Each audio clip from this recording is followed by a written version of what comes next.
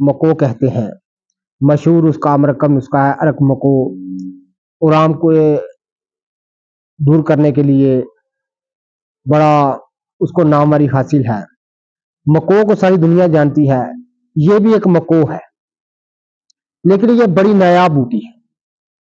नाजिकम ये आप देख लें, मैं करीब से आपको दिखा दूं। ये आप देख रहे हैं, छोटे छोटे इस पर फल फूल आए हुए हैं। ये मको की किस्म है, लेकिन इसको मको काठिया कहते हैं। ये बड़ी नायाब किस्म की बूटी है। मैं आज कहीं जा रहा था तो रास्ते में मुझे ये दिखाई दी। रास्ते में मुझे दिखाई दी तो ऐसा हो सकता है कोई मफीद चीज हो तो मैं आपकी खिदमत में अर्ज ना करूं, ऐसा हो ही नहीं सकता।